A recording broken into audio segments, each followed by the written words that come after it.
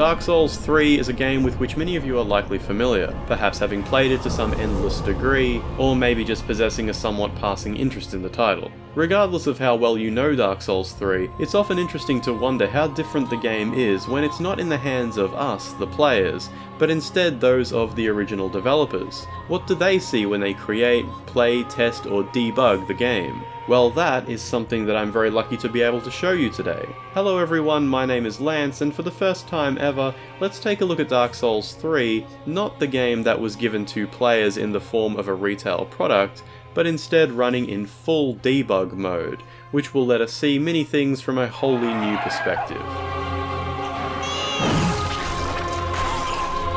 Right at the beginning, things are a lot different. Where the normal version of Dark Souls 3 would show us some familiar company logos before presenting us with the main title screen, the debug version of the game opens with what is called the Debug Boot Menu. From within this screen, we can choose to launch the game in various states, such as the E3 demo mode, or warp directly to any map that exists in the game files. Listed here as well are a huge array of developer testing areas, with small descriptions included for each.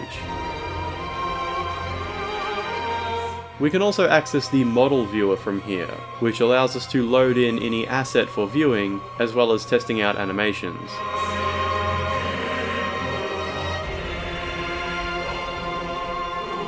A list of lighting environments also exist from which we can make a selection. Multiple assets can be loaded in at a time and moved around the scene.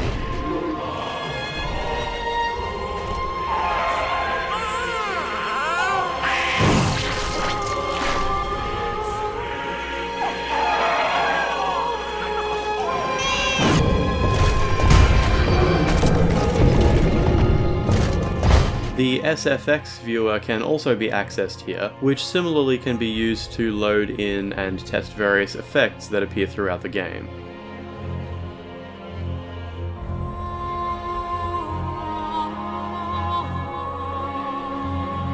So heading into the actual game, we immediately have some interesting options available to us. At any moment during gameplay, if we press the L3 button, the character begins to move at incredible speed.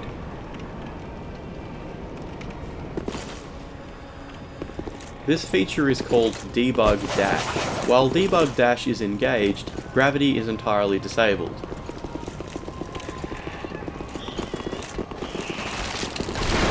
We're also able to press the L1 and L2 buttons to fly up and down.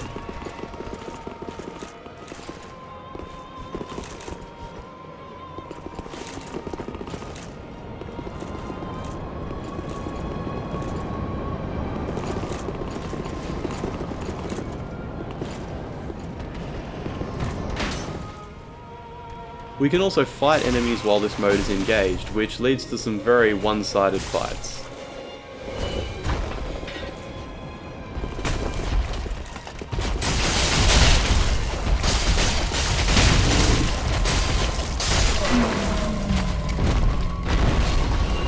We also have another special input available to us. By pressing L3 plus square, the game instantly pauses and the debugging free camera is engaged.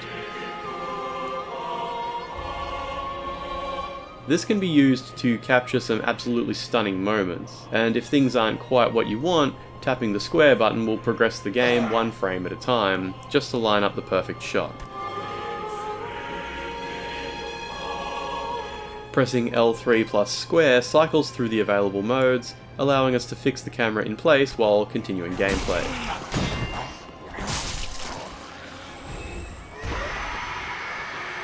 There is a total of 3 debug-free camera modes through which to cycle. The first stops the action and gives us that total camera control. Pressing it again resumes the gameplay, but we still have free control of the camera.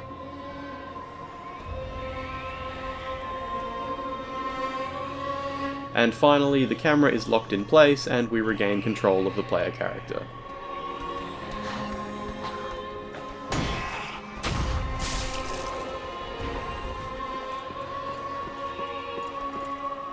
However, by far the most powerful feature of this debug mode, which is also available to us at any time, is the full engine debug menu, opened by pressing the gesture button. Here we can move and resize the menu using a combination of shoulder buttons and analog stick movements. The options we have available to us here are far too many to mention, so let's just focus on the fun and the weird. Firstly, we have the character instance debug options. Here we can change various settings, such as player no dead, which prevents player death.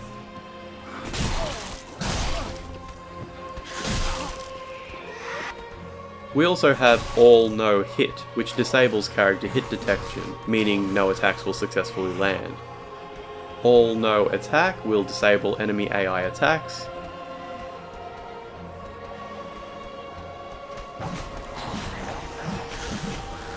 And all no move, which will basically cause all enemy characters to stand in place.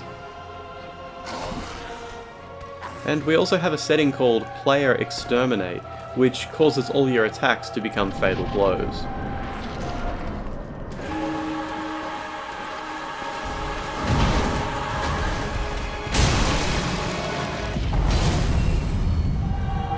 The debug menu can also be used to launch into this more modern looking UI, with which we're able to interact by connecting a mouse to the system. This one lets us make small changes to the rendering pipeline.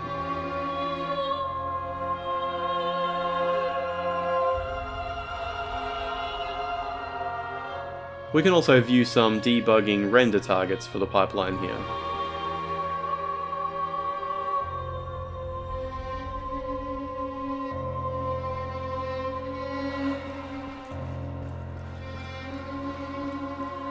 So we always start out wearing the Firelink armor, but in the debug menu we actually have a huge list of character initial parameters to choose from. There's over 300 of these, used to quickly test various weapons and character configurations.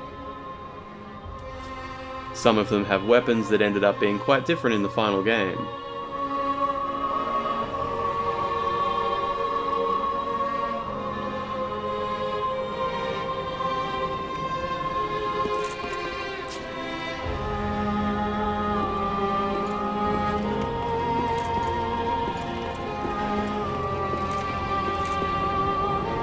And some are even placeholders carried over from Dark Souls 2.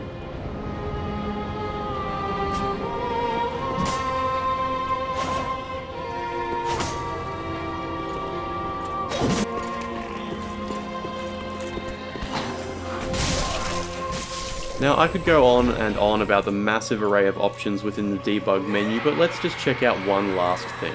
Within the character instance menu, we get a complete list of every enemy that exists in the current map. As we scroll, we can see that some of them have a filled white circle next to their name. These are the ones that are currently close enough to us to be loaded into the current scene. If we select one of these entities, we have an option which allows us to take player control of that enemy. And while the controls are a little clunky, as long as we don't run far away enough from the player to be unloaded from the scene, we can play as this creature.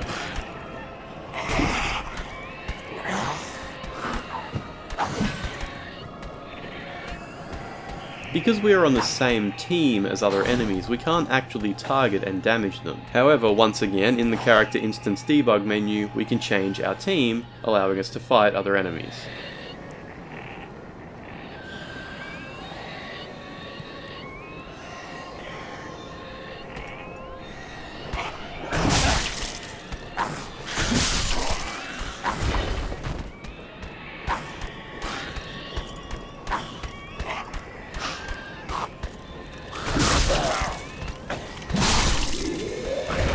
And of course, if we are killed, we can simply jump into control of another enemy and keep going.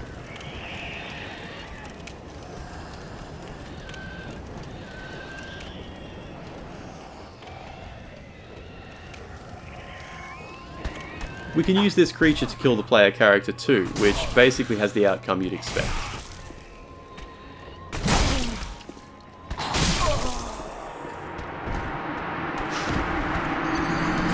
If we get clever, we can even combine enemy control and debug dash to fly a boss out of their arena and harass some nearby enemies.